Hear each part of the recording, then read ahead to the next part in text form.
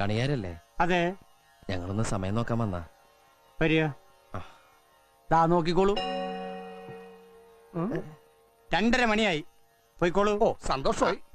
അതല്ല, ഒരു കല്യാണത്തിന് കുരുത്തം നോക്കി മുഹൂർത്തം മുറിക്കാൻ വന്ന. അല്ല, പൊരുത്തം നോക്കി മുഹൂർത്തം കുറിക്കാൻ വന്ന. ഇതിനൊക്കെ പകല് വന്നുകൂടെ? സന്ധ്യ കഴിഞ്ഞാൽ ഇതൊന്നും നോക്കാൻ പാടില്ല. ചെറുക്കനെ മിഡ് നൈറ്റിലാ സെറ്റപ്പ് ആയത്. നാളെ ഏർലി മോർണിംഗിൽ വെഡിങ് നടത്തണം. എല്ലാം ചടപടേന്നായിരുന്നു. എന്താന്ന്? നമ്മള് ബ്രാഹ്മണന്മാരാണെന്ന് വിചാരിച്ചോട്ടെ. ഇപ്പൊ വേറെ സംഭവം തുടങ്ങി. എന്നെ സംശയം.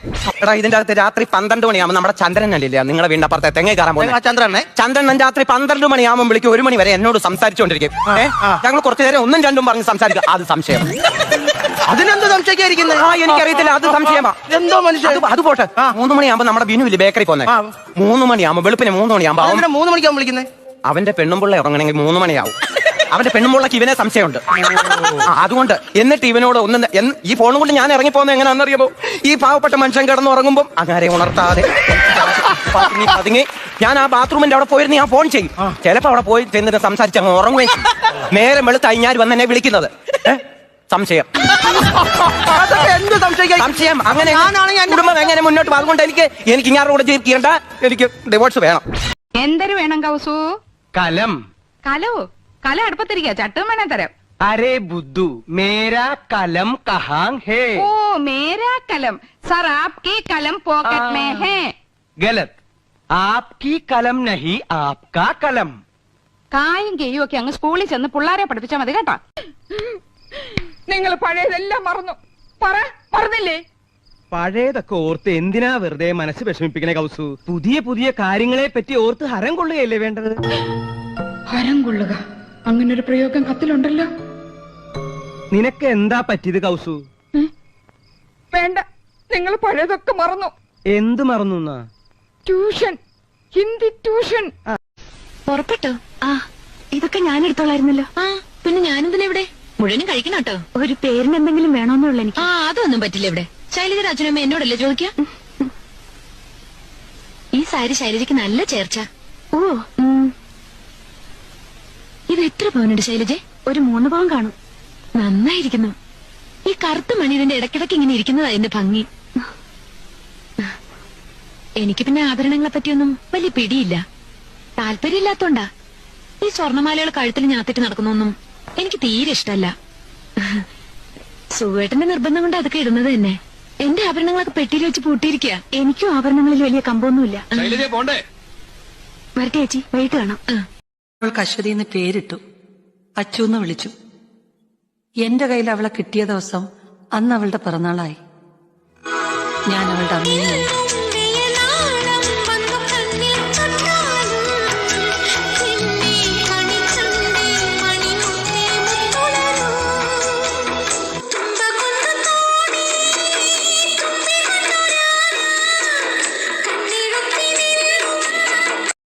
സുഖമായിട്ട് ഞാൻ ആദ്യമായിട്ട് കാണുമ്പോ ഞാൻ വിചാരിച്ച സിനിമയിലുള്ള മമ്മൂട്ടിയാണെന്നാ. അയ്യോ, സത്യമായിട്ടും ആ ശബ്ദവും ഗാംഭീര്യവും എല്ലാം.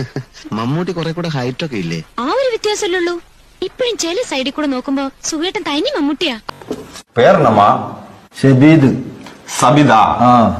സബീദ്. എന്താ പട്ടി? എന്താ പട്ടിയാ? എന്താ പട്ടിന്നല്ലേ കാക്ക? എന്താ പറ്റിയ? വയറ്റില് ഭയങ്കര വേദന. പണിയുണ്ടാ? പണി ഇപ്പൊ വളരെ കുറവ്. എല്ലായിടത്തും ഇന്ത്യക്കാറല്ലേ? പണിയല്ല, പനിയുണ്ടാവും. പനിയുണ്ടാ? ഇവിടെ പേനുണ്ടാ? പേന് തലയിലല്ലേ? വയറ്റിലുണ്ടാവും. പേനല്ല, പെയിന്. വേദന ഉണ്ടാ? ശോധന മഞ്ഞ കളറിൽ പോണുണ്ടാ?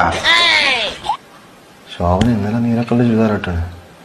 ഇന്നെന്താ എനിക്കറിയാം. ഞാൻ കണ്ടിട്ടില്ല. ലൂസ് മോഷൻ ഉണ്ടാ? മഞ്ഞ കളറില്, യെല്ലോ കളറില്. തൂറ്റില് ലൂസ് ഉണ്ട്. നല്ല വളിയുണ്ടാ? പരിപ്പും വയറും കൂട്ടി കുറേശ്ശെ പണി പോകും. അതല്ലപ്പാ, സ്മോക്ക് ഉണ്ടാ? എന്നാ ഇത്? എനിക്കൊരു ബുദ്ധി. പറയടി. ഞാൻ പറയട്ടെ? ആ, തടിച്ചു തന്നെ വരുവാണെ ഇപ്പൊ പറയാൻ മനസ്സില്ല. ഒന്നുമില്ല, ഞാൻ ഒരു സ്വപ്നം കണ്ട. എന്താണ് സ്വപ്നം കണ്ട? എന്താണ്? ഒന്നുമില്ല. സ്വപ്നം എന്നൊക്കെ പറയുന്നത് നമ്മുടെ ഒരു പ്രൈവറ്റ് പ്രോപ്പർട്ടി അല്ലേ, അതൊക്കെ പറയേണ്ട കാര്യമുണ്ടോ? നീ ചുമ്മാ ഇരി. എന്താണ് നീ സ്വപ്നം കണ്ടെന്ന് പറ. ഞാൻ പറയാം, പക്ഷെ നിങ്ങൾ പിണങ്ങുവോ? എനിക്ക് എപ്പോഴേ തോന്നി. എന്ത് തോന്നിന്ന്? നീ പറ, ഞാൻ പിണങ്ങൂല. ധൈര്യമായിട്ട് പറ. ഉറപ്പാണോ? ഓ, ഞാൻ വേറെ കല്യാണം കഴിച്ചു. ആര് ആരാണെന്ന് എനിക്കറിയത്തില്ല. ഞാൻ ആദ്യമായിട്ട് കണ്ടൊരു മനുഷ്യനാ. സ്വപ്നത്തിൽ പിന്നെ അങ്ങനെയൊക്കെ അല്ലേ. സത്യം പറ, വേറെ കല്യാണം കഴിക്കുന്നതിനെ കുറിച്ച് ആലോചിച്ചോണ്ടല്ലേ കിടന്നേ? ദേ വെറുതെ അനാവശ്യം പറയരുത് കേട്ടോ. എനിക്ക് ഒന്ന് കല്യാണം കഴിച്ചാൽ ക്ഷീണം ഇതുവരെ മാറിയിട്ടില്ല. എനിക്ക് എന്താണ് ഒരു കുറവ്? നിങ്ങൾക്ക് എന്താ മനുഷ്യ? നിന്റെ സങ്കല്പത്തിലുള്ള ഭർത്താവ് എങ്ങനെയാണെന്ന് പറ. എന്തായാലും ഇതുപോലല്ല.